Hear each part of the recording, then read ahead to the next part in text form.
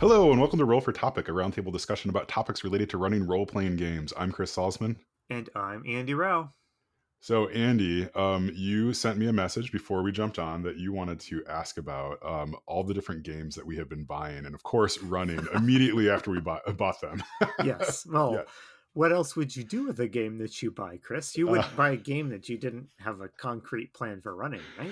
yeah, I just finished cleaning up my desk actually this morning, and I put no less than 3 different game books back on the shelf. Okay, I Yeah. gotta hear which were the games that went back onto the shelf Well, of I shame. don't want to put anybody on blast. So there's 2 small indie games that I had picked up that I'm actually excited about playing sometime, but Okay. yeah, whether or not it actually it actually happens.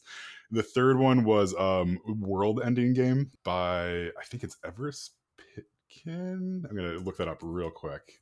Yeah, Everest Pipkin. So they wrote this game. It is all about like how to run like the final part of a campaign, right? Oh, Like how to like interesting. yeah tell those stories. So there's like I think a number of chapters that kind of goes over like different genres and things.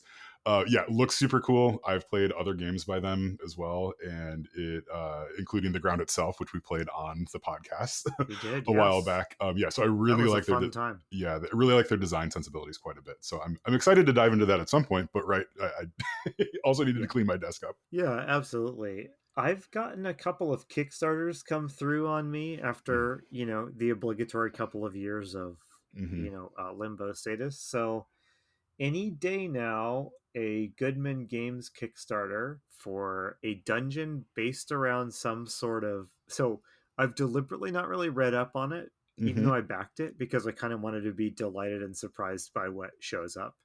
But my understanding is that it's a dungeon that's based around like a physical puzzle thing, a physical set of wheels or puzzles that Oh, you spin or arrange to kind of yeah. dynamically generate the dungeon. So Mm-hmm.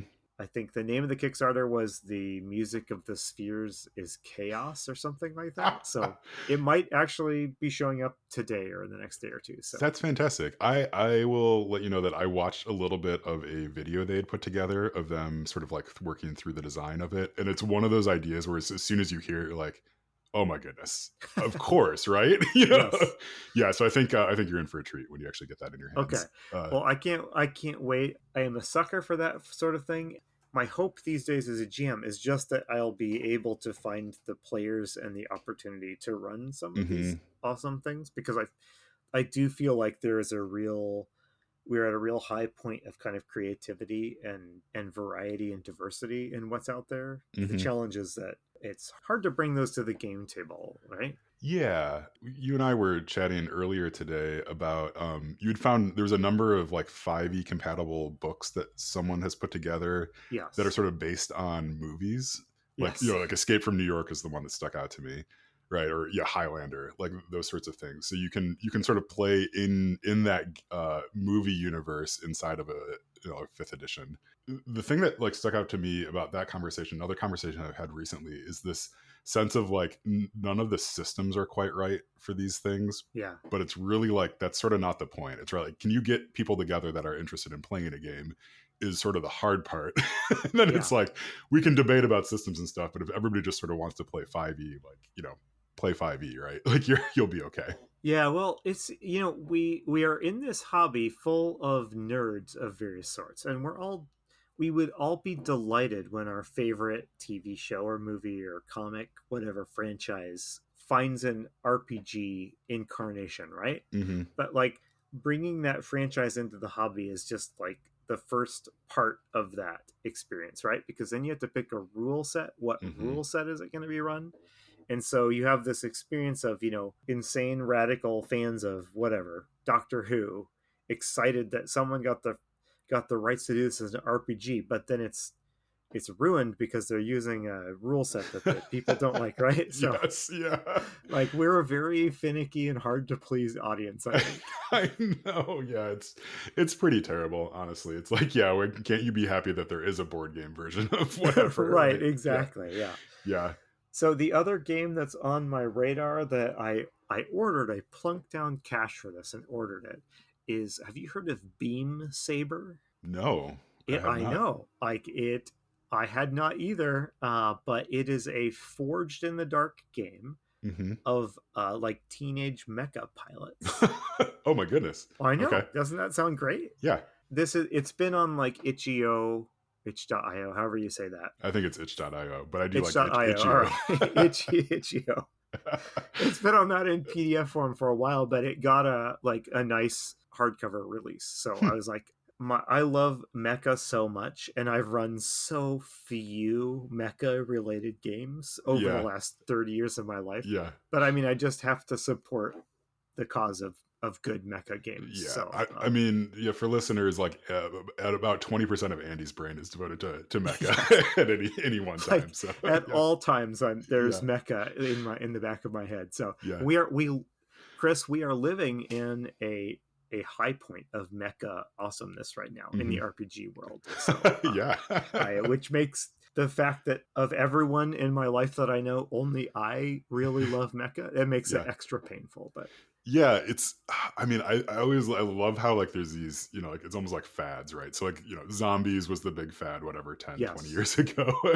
Right? And like I feel like now we are definitely in a mecha phase, right? Like you have Armored Core 6, like this gigantic video game all yes. about mecha, like and all these other role-playing games and stuff. So I'm curious, so Beam Saber, is it sort of like a Neon Genesis Evangelion style like teenage mecha pilots? Well, we're gonna find out because I kind of this is a thing where you can get me to like supply my credit card information before I Okay. finish reading like the description of the Yeah. product. Yeah. So we're going to find out. Yeah. But in I think Blades of the Dark Tradition, I think it has a number of different kind of campaign frames that you Hmm. can take. I would be stunned if one of those is not Neon Genesis Evangelion. Hmm. We're high angst Hmm. teenagers piloting giant mecha for some reason. Yeah. If that's not in the hardcover book, I will feel like I've been ripped off, but I'm very confident that it is. Yeah, I'm positive. Yeah.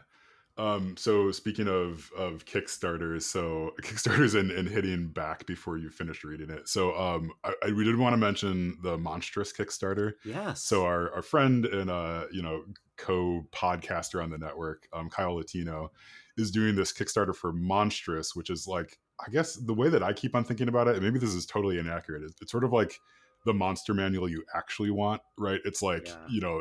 it's not just stat blocks, which sure, whatever, you can go find those kind of as needed, but this really helps you sort of walk through thinking through like, oh, like what, like what would this monster actually be, and like how could you make it terrifying and stuff. So he's doing that with his game design buddies, Cloud Curio. So this is like Amber, I think Kenny, and I forget the other collaborator that he has on this. But it looks like a really good book. I'm sure we'll link to the Kickstarter in our notes for the this episode. I would imagine everybody who's listening to this knows about that Kickstarter, but just in case, we wanted to Yeah. to put that out there. Yeah, for sure. Go check that out. And Mm-hmm. I checked a few days ago, and they're doing the Kickstarter looks like it's doing great. Mm-hmm. So I think Yeah. really good stuff can be found in that Kickstarter. I'm hoping they smash their goal and can do some of the simple stretch goals they have. But yeah, so that looks really cool. And then so the last thing, apparently this was a big buy-in month for us. Yeah. But I picked up the Fandelver and Below book, Oh the yes. 5e new adventure. So this is based on the starter set, I think, right? That they had put out, like, Yeah. so the classic, I mean, I would call it the classic campaign at this point for 5e of Lost Mines of Fandelver. So they finally turned that into like a full-length campaign, which again is nuts to me that they waited this long in the product Yeah, cycle to I put mean, out we're something. about to Yeah. the next edition, right? So, Yeah. listeners, Chris was waving his copy on the camera here, and I saw Yeah. it, and I noticed that the pages of it have that Midwestern humidity, wavy wrinkle effect. Yes. Yeah. So, Yep. listeners, if you do not live in the Midwest, maybe you've not experienced this, but when we have like a hot or humid day, I have to think, what game books do I have that need to get into like our much more climate controlled basement ASAP before Yeah. they are permanently wrinkled by the humidity. And like, Yeah. I don't know how to describe it if you haven't seen it, but like, Yeah. yes, Chris, you know what I mean? Yeah. Oh, yeah. There's like a few millimeters of like a wave. It's like almost like a snake shape going down, Yes. down Yeah. all the pages. And it will never go away. Like Yeah. it's permanent. So Yeah. yeah. Yeah. So I'm a lost cause when it comes to that. But yeah, like, so this book looks really good. I haven't had a chance to really read it. It looks like they kind of took it more in like a horror direction. Oh, interesting. than the original campaign. Just as it goes along, I mean, like the cover has, it looks like mind flayers and various Yeah. other scary beans in it.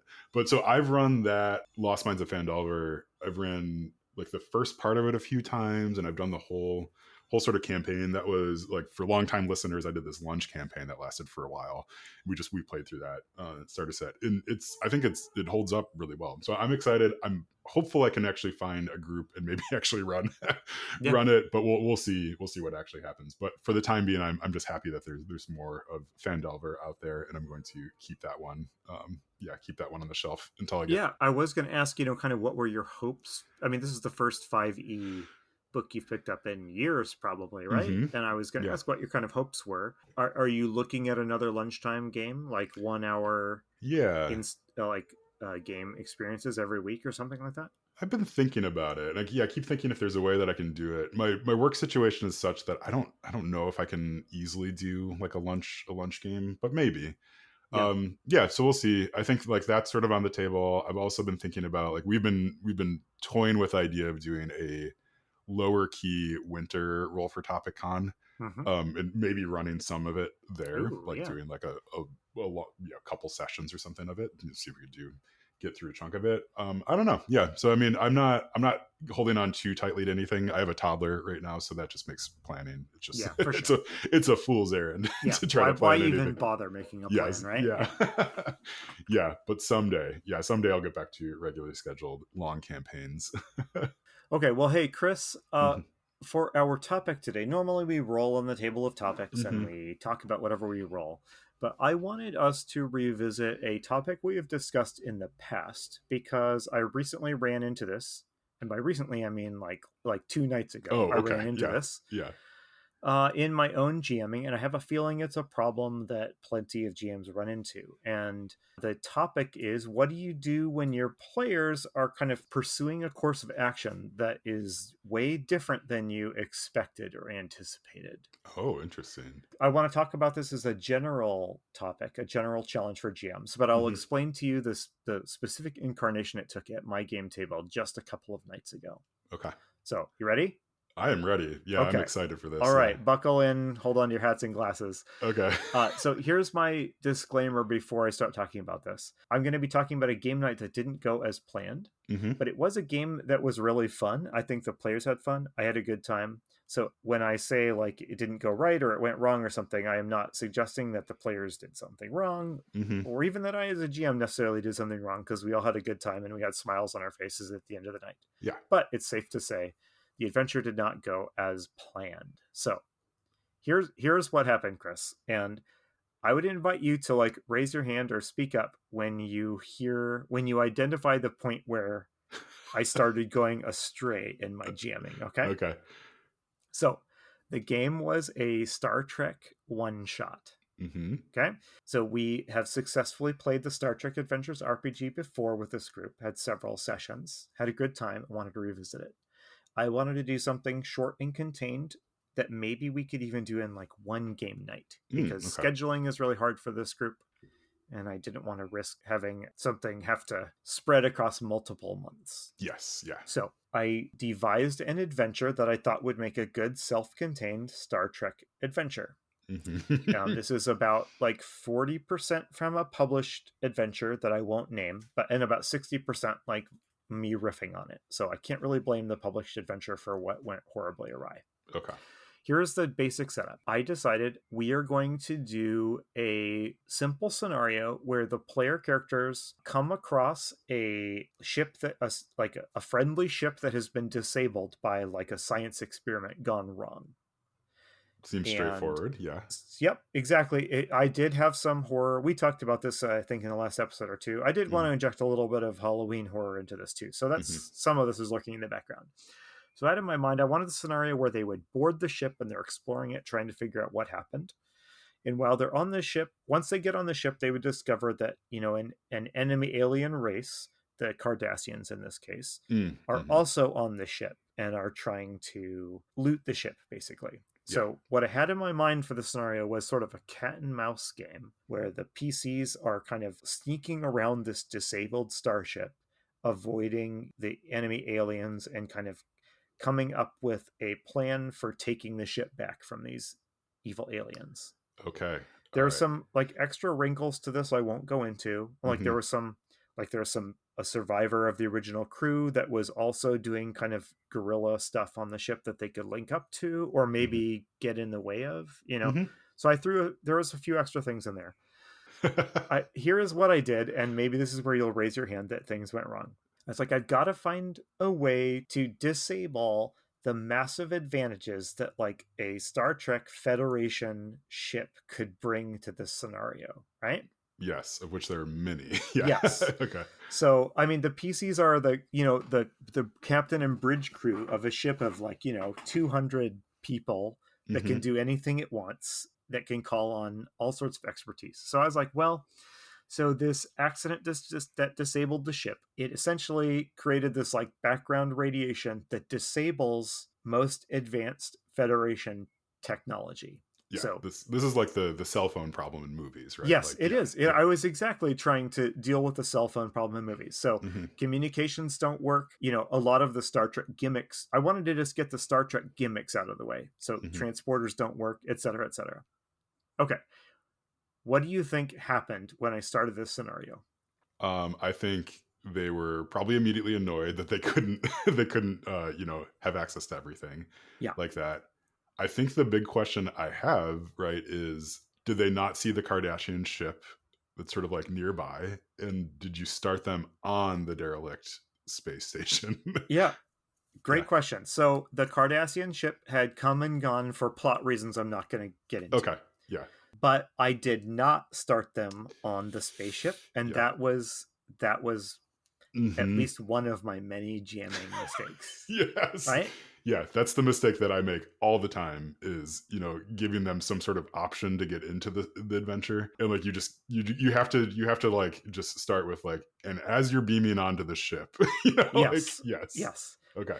So I didn't do that. And so what happened played out exactly as you would expect. And God bless my players. Like they're wonderful players and I love them for this. But Hmm. they also had me as the GM feeling on the run for like the entire evening. Excellent. Okay. Yes, perfect. We spent an hour before they got on the ship. Hmm. And because when they arrived, they perceived that background radiation problem, which I had set up purely as a dumb MacGuffin, whatever. Like Hmm. Star Trek episodes do this all the time, like Yeah. right. And so I Yeah. thought I'll just do this in this RPG episode. Where in my mind, the problem they had to crack was how do we get on this ship and like rescue this ship, Hmm. given the constraints that the GM has placed on us. Yeah. Instead, the players saw that background radiation, they saw the constraint as the problem they were supposed to solve. Interesting. Okay. So we Yeah. spent an hour of me answering questions about the background radiation Yes. until until they ultimately came up with a way to negate it, right? Oh, okay. So so Yeah. and then, I mean, I'm simplifying here, but once that was negated, they did what I had kind of what had been trying to stop them from being able to do. And like the solution to the adventure is we're going to radio back to the ship and tell them to send a contingent of armed Marines over to Yeah. like take the ship over, which is the logical thing to do. Yeah. It is also not what I had planned the adventure to do. Yes. Okay. So that is amazing. And that's exactly how I think that would play out probably at every game table Yes, of like, yes. well, I mean, I have all these toys. You're telling me that we're taking them away. Let's solve the problem that's taking them away, and then we Right. can Yes, then we can exactly. go deal with this other thing. So, I mean, you said so they spent like an hour of that. Was it an hour of you sort of answering questions? And this is a I'm probing here, right? So was it Yes, an hour of please. you answering questions in like an annoyed way, or was it an hour of you answering questions, like an annoyed way, like okay, yes, yes, yeah, you could probably turn it on, but like that's not the point. Like we're gonna like Right. pretend like you can't solve this problem. Let's go solve this problem. Did Yeah. you ever just say that out loud? I did not. So Okay. when this started, I looked into the future and I saw where this was leading. Yes. And I thought to myself at the game table, I thought, should I stop now and say, hey guys, the background radiation is a conceit of the adventure and you're supposed to accept it and work within its Mm-hmm. constraints? Mm-hmm. I opted not to say that because podcasts like ours are always saying roll with the players, right? Yes. And if I sound like I'm being sneery about my players, I'm not. The players were communicating to me, this is what seems really intriguing to us, Mm-hmm. and we want to pursue this problem and try to solve it. In the moment, I made the decision, if the players are telling me this seems like fun to us, I'm not going to tell them, no, you can't have your fun, you have to have my fun, right? Yes. Yeah. So I didn't say, hey guys, this is just a conceit. My technical notes for how this background radiation works were 3 words that said no advanced technology on my notepad, by the way. And so Yes. Yeah. they're asking me questions like, well, it prevents this technology from working, but like, does light pass through the radiation? If Oh. so, then maybe we could set up some like line of sight lasers that would, Yeah. and we could compress information to send, and I could feel the jaws of the trap closing around me as Yeah. I like tried to answer each question, right? Yeah. I mean, it all ended fine. But yes, that was the decision I made at the beginning.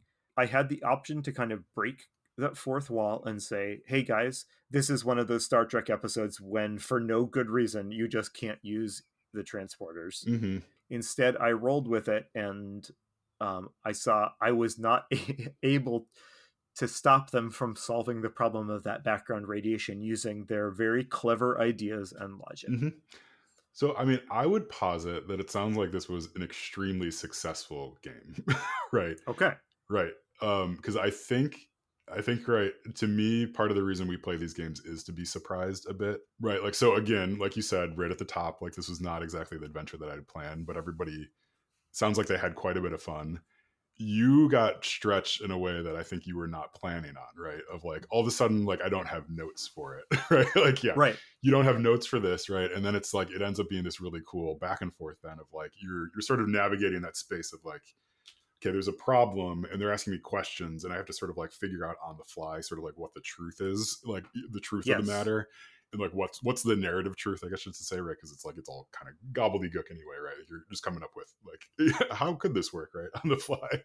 Yeah, so like that's really cool. Like so and then they still ended up going on the ship, right? And they Yes, they okay. did.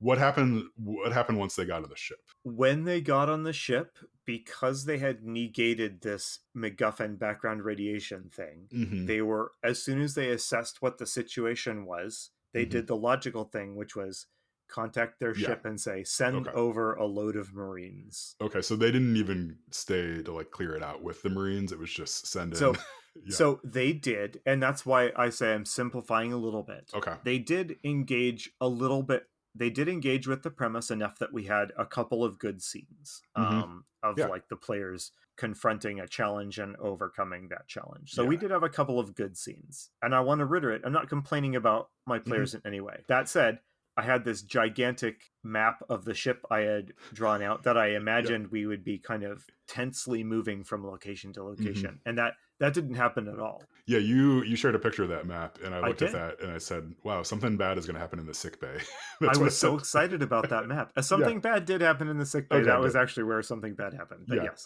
Yeah. There's a lot of different ways to get to the sick bay. I could kind of know. So it seemed like the GM might be wanting you to go there. Like it's tricky because I think we've all faced this as GMs unless you are just unaware of what's happening with your players. Like I think players want to sort of break the game. I Yeah. think that's a natural instinct when you're playing a game. You sort of like want to see like, well, how can I push this narrative in a different way? And it's like, yeah, you mean you're right on. It's like sort of responding to them can lead to a different kind of fun than what you were maybe expecting there.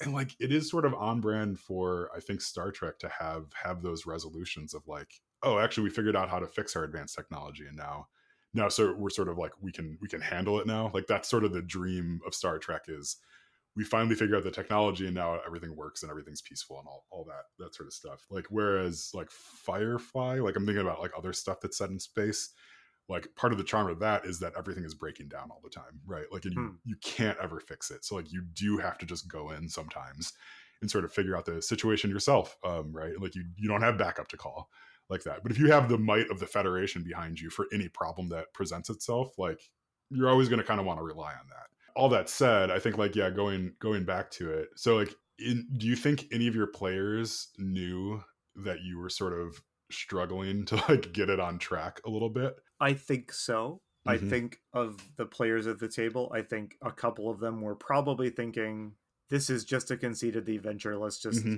Let's just get on the dumb ship and proceed with the adventure as planned. Yeah.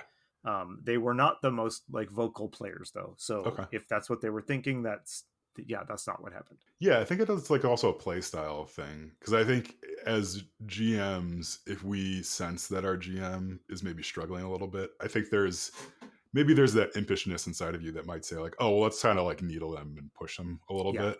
I But think I there's think a little bit of that yeah, in a friendly way. I think mhm. that was going on too, for sure. But I know I've played in games where it's like it's very clear the GM sort of wants something to happen, and it's like it can sometimes just be easier to sort of give in give into the story rather than necessarily pushing it exactly where you might want it to go. Can you Um, think of any examples like when either you saw what the GM wanted you to do but decided to push them anyway, or mhm. you were the GM in that scenario where your players were just going in a direction you really had not planned on? Yeah, we so the last game I played, so I'm playing in the enemy within. The last session we had, like the whole party sort of like went off the rails. Like we did some of what we were supposed to do. It was, we're at this festival, right? And like so there's all this stuff happening. We'd all sort of invented different things that we wanted to do. And it's very clear that there's like someone we're supposed to be talking to. And at one point, one of the players actually just said like, turned to our GM Matt and was like, "You really want us to go talk to this person, don't you?" And he just sort of like he's like, "Yeah, but it's okay, right? Like we'll figure it out."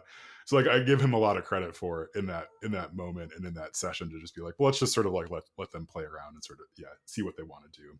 I mean, we're like fully distracted. We're trying to track down this five-legged albino monkey, right? It's like he put it in there. I don't know if it's part of the written adventure or not, but like now that is our sole focus is like we need to get this If that's this in the adventure, nothing yeah. else, everything else pales in comparison to finding that Yeah. thing, right? And there's all sorts of amazing stuff happening like all around us. Like there's all sorts of cool plot hooks, but like yeah, you put a cute animal in there and how are you going to resist?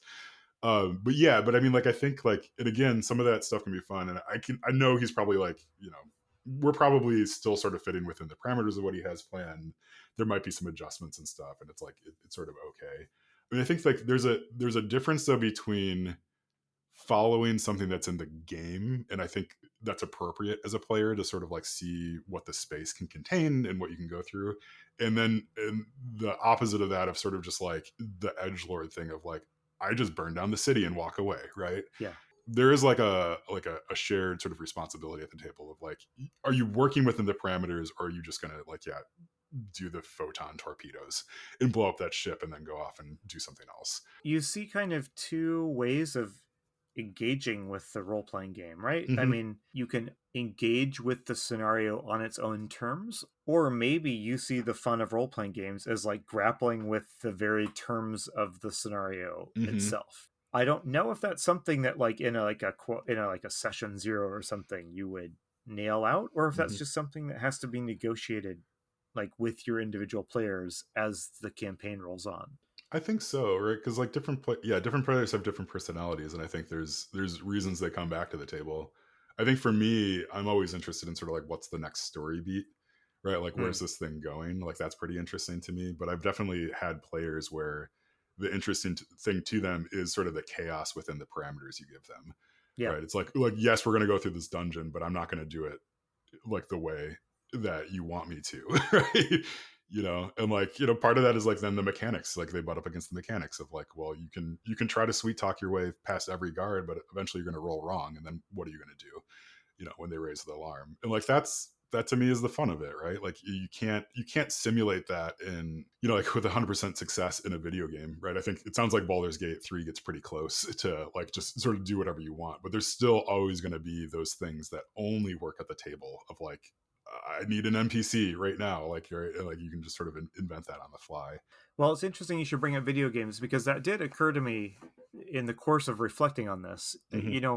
video games are able to present immutable, unchangeable restrictions and Yes. conditions, Yeah. right? So we've all played a game where, I mean, whatever, you're playing through a level of the game that might be easy, except the video game has decided that you have 100 seconds of oxygen that are draining Yes. out. Yeah. And like in a video game, you cannot push against that 100 seconds of oxygen thing by saying, well, I'm going to reconfigure the oxygen to give me more, Hmm. or I'm going to do this in a way that doesn't require the oxygen to drain, Hmm. right? Yeah. Maybe I was approaching this whole scenario with like maybe too much of a video gamey premise, Hmm. and forgetting that like in an RPG, almost everything is up for grabs. Like almost everything can be challenged. Right. Like, of course, I'm thinking about like how could you have fixed it so they would have had to go on the ship. But again, I kind of go back to like I don't know if you needed to fix it, right? Like, I mean, it sounds like yeah, maybe it was not the session that you thought it was, but it also was like a good session,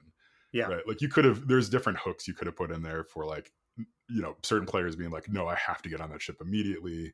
Like maybe there's another countdown timer. Right? There's all these tricks you could pull to get them on that ship faster. Yeah, but also, I mean, like, yeah, again, I think it's like, yeah, it's a totally acceptable answer to say, like, well, how can we change the rules of the scenario to fit what we want? and one of the lessons I took from this was, why am I swimming against the current of Hmm. the? I'm in the Star Trek RPG. Why am I investing time in trying to figure out how to take away pieces of the setting from people? Yeah. The reason we're playing this thing, and this is one of the reasons I decided I'm going to roll with this when I saw where the players were pushing, because it is Star Trek. What am I doing, like trying to take away half of the Star Trekness of this Hmm. experience, right? And in D&D that will be different. The expectations that the genre expectations that D&D brings are different or whatever. But I mean, sometimes it's fun to impose conditions, but if what I'm trying to do is kind of undo half of like the expectations we have for this game, like that's kind of wasted effort, because the players are going to instinctively resist it, right? And then Hmm. why am I playing Star Trek if I don't want them to have access to transporters and phasers and stuff, right? Yes, yeah. Yeah, that's a really good point. Yeah. I mean, maybe the answer is you don't play Star Trek, but Right. like Well, yeah. exactly. Yeah. And that would be, and if like I can't come up with a good scenario Hmm. given the presence of transporters and phasers, then maybe whatever. Then there's Star Wars, there's Firefly, there's Hmm. whatever, right? Something else can scratch that itch. But I probably shouldn't try to bend the genre expectations we all have because I'm not happy with one of the genre elements, I guess. Yeah, yeah. That's good. Okay. Yeah, all right, we should Well, wrap up, but yeah. yeah, thank you for helping me think through that. Yeah. I've been jamming for decades now, and like it's a wonder to me that every game, I really never know what it's going to be like. A lot of games kind of progress as planned, but I am still whatever 30 some years into this hobby having game nights that catch me off guard, and Yeah. that's kind of amazing to me. Yeah, it's super amazing. Yeah. I think and that's probably why you keep coming back too. Yes, So, absolutely. yeah. Cool. All right. Well, let's wrap up there. It was a good conversation. Yeah, thanks for letting us talk through that on air. But yeah, so this has been Roll for Topic. We're part of the Roll for It Media Podcasting Network. Our sister show, The Splat Book, with John Coria and Kyle Latino, is great. As we mentioned before, Kyle has a Kickstarter going for Monstrous, which you can find a link to, I think, in our show notes or website, or you can just Google for Monstrous Kickstarter. I think you should find it. They're very close to their goal. I think they're going to hit it. But yeah, go check that out. Yeah, Yeah. be one of the people that pushes them over that goal. Yes, yeah. The person that pushes it over, no, yeah, yeah. I mean, the thing I just pulled it up. The thing that to me that's really cool is they have almost 1,000 different individuals who are backing this, and that I think that really Yes. speaks to just like the creativity and stuff that's going into it. It's just like this is yeah, it's something cool, it's something neat. They've really hit on something cool with this. But okay, all right. I think that does it for us. I've been Chris Salzman. I've been Andy Rao. Remember, if your player's having fun, you're a great GM. Even if the adventure went off the rails. Yes, even Okay. especially yeah.